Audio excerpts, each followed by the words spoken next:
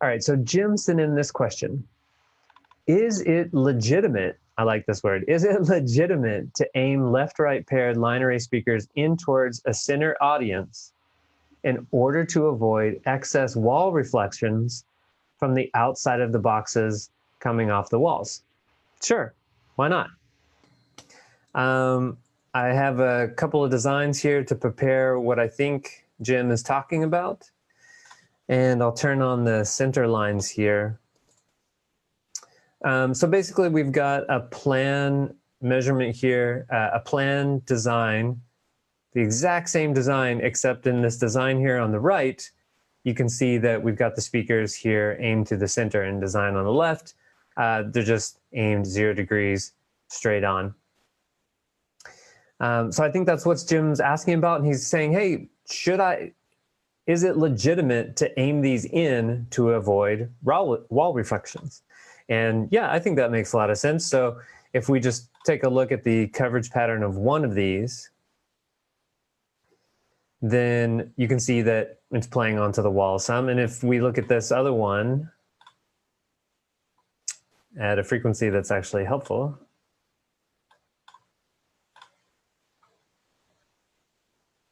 okay. You can see that we have less coverage on the wall here. So that's what he's wondering about. If I want to avoid wall reflections, is this okay? I think that's totally fine. But he adds to this, I've seen some line arrays that are facing straight ahead, but are adjacent to the sidewall. So he's talking about this example, facing straight ahead, but are adjacent to the sidewall.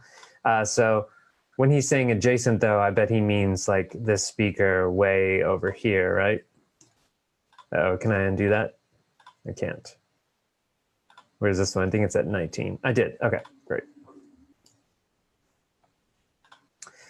Other engineers often comment that the speakers need to face straight forward, as the power alley phenomenon is too great if they are aimed in.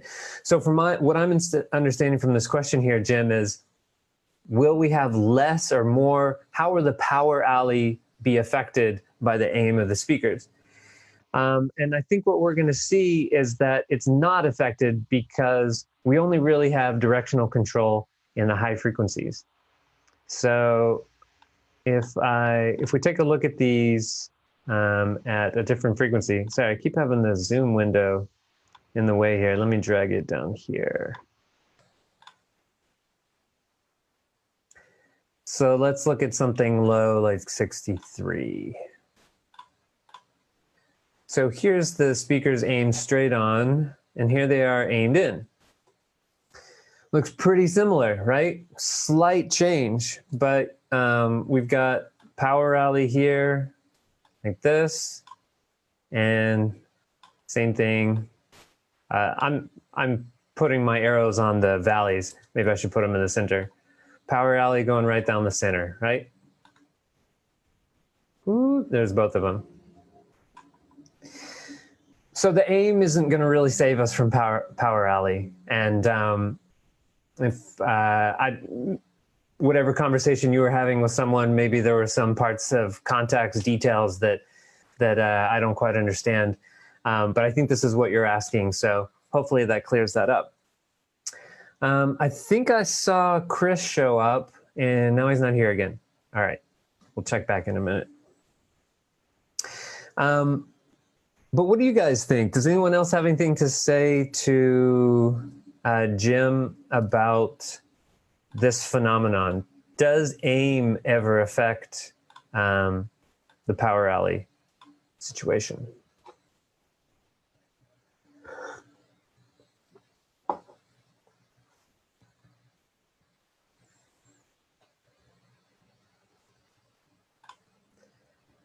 All right, let's move on to Michael's question. All of these are kind of related, which is why I put them together. Thanks for putting together great stuff. You're welcome, Michael. I've dug in recently to Merlin Van Veen's material and really enjoy his perspective on cross-firing line arrays in smaller rooms. I come from the studio world, so having well-positioned monitoring is incredibly important for stereo imaging. I get why cross-firing works for hung arrays, but it's generally frowned upon for subs stacked in left-right configuration. So first I just want to talk about this because I don't know if this is true. Are left-right stacks of subs generally frowned upon? I think if they were generally frowned upon, we wouldn't see them anywhere, right? But we see them everywhere. So what do you guys think? Type into the chat box and let me know, are left-right stacks of subs generally frowned upon? I believe that there are even some companies that promote that as a really common, good way to deploy your subs. So I don't know if it's generally frowned upon, and I just wanted to share this with you to make a quick point. Here's what I think Michael is talking about.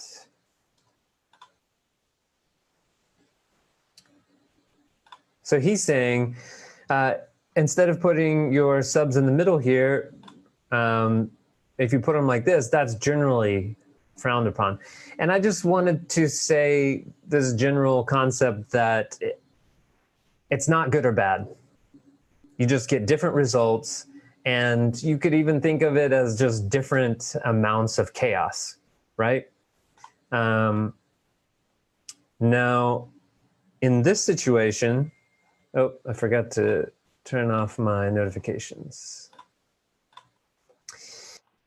In this situation, we've got a lot of interactions going on here. So let me actually start with this situation. Now, in this situation, we are definitely going to have distance offset changes as we move closer and farther away, right?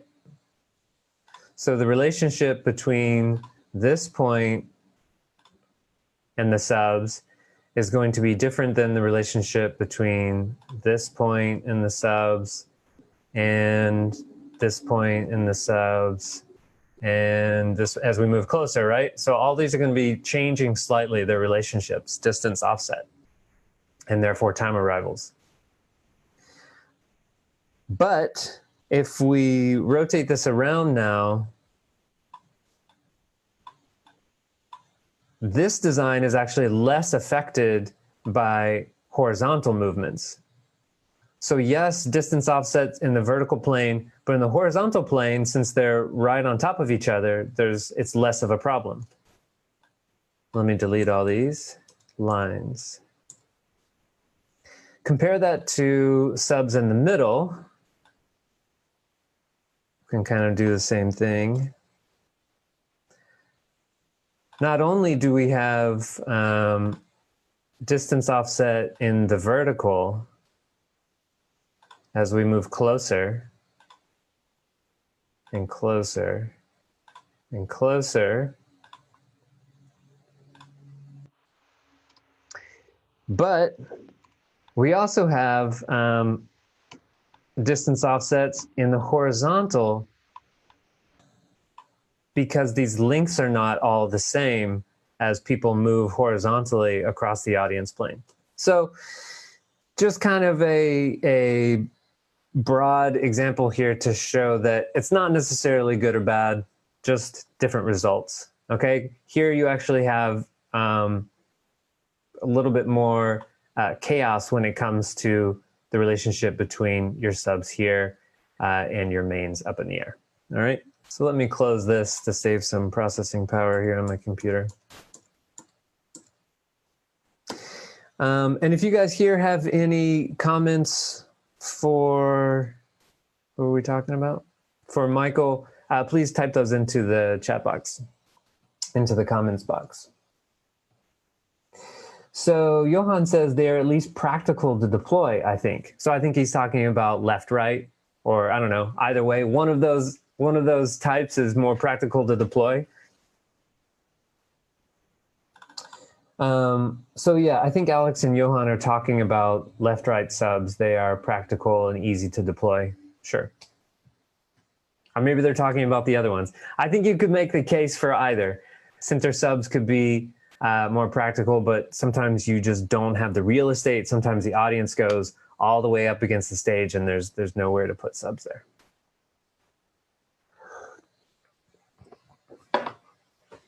Okay, Moving forward, Michael says, power alleys and giant nulls aren't fun. Can you talk me through why crossfiring your mains is good, but sub overlap isn't? Okay, so I think I already kind of covered sub overlap here, but let's talk about why crossfiring your mains could be good.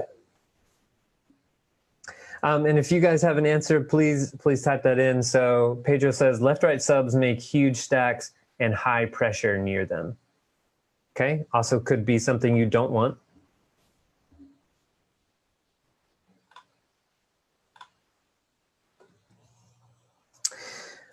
So the question we're talking about is, how could cross-firing your arrays be beneficial? If you guys want to type in whatever your answer is, or unmute yourself if you're here on Zoom, if you want to talk and make suggestions for Michael about when you think that could be beneficial, please go ahead and do so. So here's what we're talking about. I'm going to set this back to looking at some higher frequencies. So here's the way I think about it. And I think, so you're asking me to explain the way Merlin thinks about it, but only he can explain that. So you should really ask him. But I think this is going to be in line with some of the things he says, hopefully.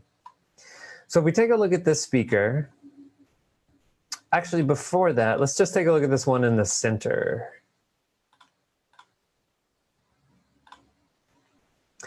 So here's the situation. This one speaker can cover the entire audience. So the audience is this big square here. I forgot to tell you. Here's the audience. We're looking down from the top. This is a plan view. And here's our left and our right main hangs of some kind of speaker. If one of these speakers can cover the entire audience, then it is a potential candidate for stereo. If you want to have stereo content and you want to do a stereo setup like this over here, then you need the entire audience to hear both the left and the right speaker. This is the first conditions for doing stereo. So since I can take my one speaker and say, hey, look, its coverage pretty much matches this entire audience shape, then I could go ahead and aim them in. And now one of these speakers covers the entire audience. The other speaker also covers the entire audience. Cool. So I can do stereo. This will be great. And we'll have a bunch of comb filtering because of the time offsets between these two speakers. But let me change the mute here. But here you would have a bunch of comb filtering off the wall anyway. Plus, we've already found that people do like to hear sound coming from the left and the right, especially when you've got people across an audience, not an audience, across a stage. So if you have a bunch of performers on the stage, we actually like to hear sound coming from low and to the sides. It kind of makes sense for us sonically, okay? Sonic image. So I already sort of forgot the question. Oh, crossfiring. Why is crossfiring mains good? Well, if we have a speaker that can do it, then we can do stereo. That's why it's potentially good. Otherwise, it's not good or bad, just the option to do stereo, or if you like the sound of two sources coming at you from each side. When would this not work, though, is when you don't have speakers that can cover the entire audience. So I have another option set up here. I have to be able to get to my window, though. Where is it?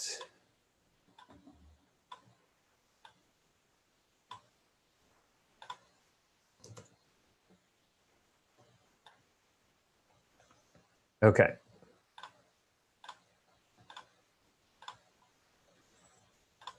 Now here are two narrow coverage speakers. So if we take a look at one of these, this can only cover half of one side of this audience by itself. So now I have the same thing over here. So now if we were to try the same trick with these and they are narrow coverage loudspeakers, it's not really going to work because it can't cover the entire audience.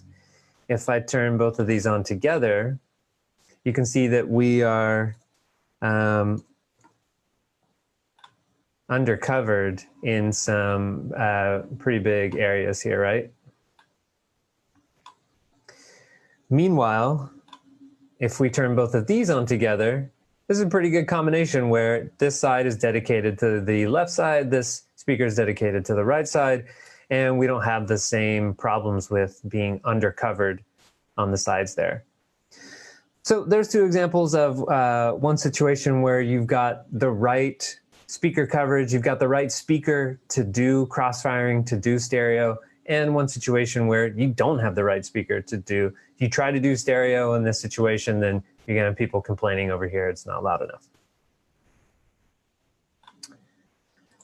All right, Ian, so not Ian, but Michael, I hope that answers your question. And as I keep mentioning, if you guys have any input from Michael, please type that into the comments box.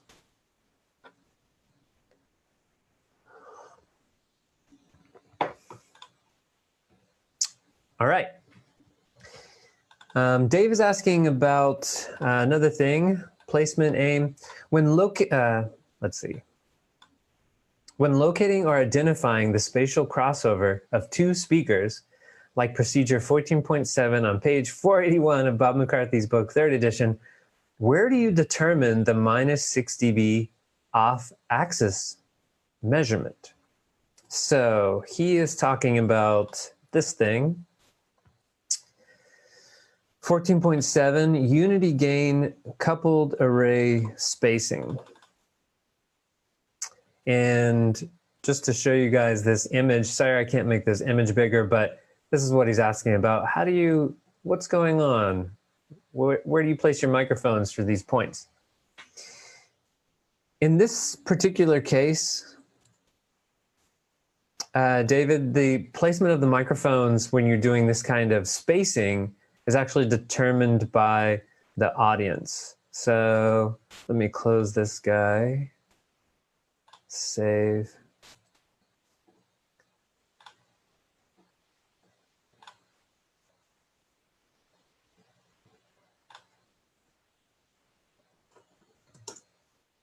Oops. So that's not really necessary, I guess.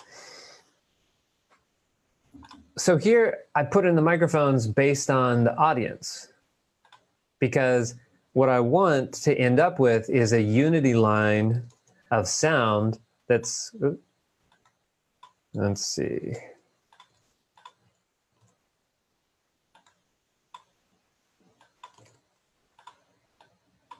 It's not giving me my drawing tool. Do I not have the right layer selected? I have no layer selected. That's a problem. Okay. So I want a unity line of sound going across the center here. So the way I'm going to do that is I'm going to find the center of each of these audience areas, and I just drew in some diagonal lines here to find this first microphone, and I knew the next one was going to be at the same depth but in the center, and I knew the next one was going to be at the same depth, just the mirror opposite in the other half of the audience plane there. And we could go step by step through all these steps, but this is a pretty easy one. We can actually look at both of these speakers turned on together, because our goal is that with both of these speakers turned on together, the sound received here and the sound received here will be the same, because we're trying to create a unity line across the center here, as I mentioned, right? So we can do that now. Let me see if I can get to, here we go. That's not what we want.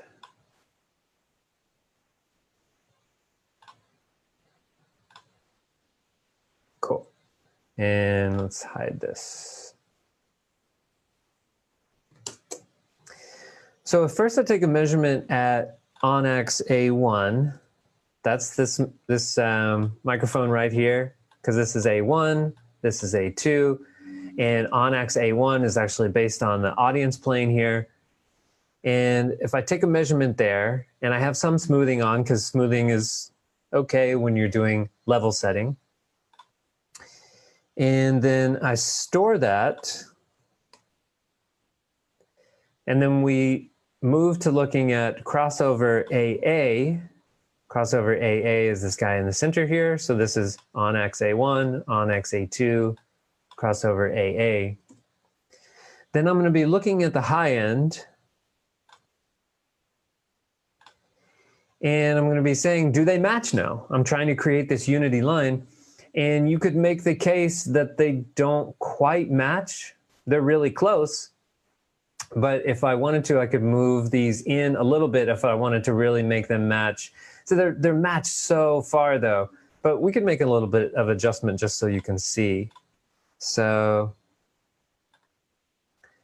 this guy's at -19 right now. So we could take him up to -17. And this guy's at 19 right now. So let's take him to 17 as well. And they are closer to the microphones. So let's look at on-X A1 again. Do I have one speaker soloed? Maybe. On-X A1, pretty much the same. We'll store that. Crossover AA. And now you can see that we probably overshot a little bit, because here through most of the high-end range, we're above, but now at 8K, we're matched. So you can see how we could, in Smart, for example, look at all these microphones together, not needing to switch back and forth between them. And if you had like a tablet or an assistant, then you could just go into the field and move these speakers equidistant farther and farther, or closer and closer, until you had all of these three measurements matching. So I don't think I quite answered your question about what does off-axis and stuff like that mean, but this is how you do that particular procedure. So let me just talk about that for a second, because you say here, is it based off of frequency? Is it specific distance? Is it an SPL measurement? So no, it's not an SPL measurement, because we're looking at only the high frequencies. We're looking at those frequencies covered by the high frequency driver, which is our directional element in our speaker. And so that's why over here, I was kind of just looking here in the high end, right? Like I'm not really focusing down here on the low end. And for a specific frequency, and let me just talk quickly about what some of these terms mean and see if that also helps you a little bit. So if I have one speaker here, this is, by the way, from lesson 2.15 of Pro Audio Workshop Seeing Sound. If we want to talk about visualizing speaker coverage shape, and we take a speaker here and we just walk out to a distance here, and we call that X, then half of X should be 6 dB louder because of the inverse square law, right? So we could call those points on-axis far and on-axis near. And if we say measure this point as -6 dB, then this point should be 0 dB. And if we move out in an equidistant pattern away from on-ax near, then we'll find off-ax. Off-ax left at -6 dB, and same thing on the other side, off-ax right. And then we can actually draw a box around all those points, -6 dB, -6 dB, -6 dB. This is our forward aspect ratio shape that can be defined by depth and width. And between these 2 points is our minimum variance line. Everywhere in this speaker shape, let's just take it back to here for a second and take a look at this. Everywhere that you hear this speaker is going to be slightly different, right? Slightly different level and frequency response, except for this minimum variance line here. It is a really great exercise to map all of these elements out on the floor. It's called autopsy of a speaker. And you can start with this point, go half the distance with your measurement microphone, draw out all these points, and then just practice walking around between these different points. And you'll hear how different they all sound, except for this line here, line of minimum variance. Here's that speaker's prediction on that plane. Here's what it might really look like if you did this with a microphone. You know, it wouldn't be exactly like, where's that line that I drew in?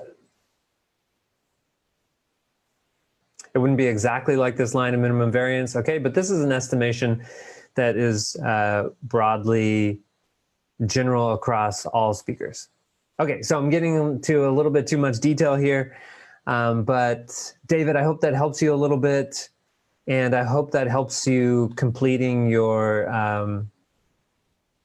cookbook number 14.7, Bob McCarthy's book. You can practice this in MapXT. In fact, I can save this design and I'll put it here with the video and Facebook for you guys to download and play with later. But it was really simple the way I designed this. I just put in 2 narrow coverage speakers. You could use any speaker you want, but if you use wide coverage speakers, you'll need to make sure you have enough width to actually move them around in measurement. And then just put your microphones into place and look at them in the measurement viewer, okay? All right, let me see if there were any other comments or questions in the chat box right now.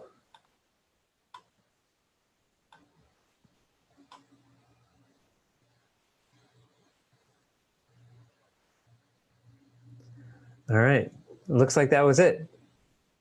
Well, thanks for joining me today, you guys. This was the last in a series of 3 Q&A sessions that I did. If you want to see the other ones, they're all on YouTube and on Facebook. And I know there were a few people who sent in questions that I didn't get to today. Sorry about that. I will respond to you individually or make some videos specifically for you. As you can see, it takes me a little bit of time to prepare for all of these because I like to have some kind of images to show you, whether it's in MapXT or SketchUp or something like that. Anyway, I hope this has been helpful for you. Let me know if you have any follow-up questions or suggestions. Maybe you saw something that I did wrong and I should have done differently. Always happy to hear that as well. Anyway, thanks again for being here, and I hope you guys have a great rest of the day.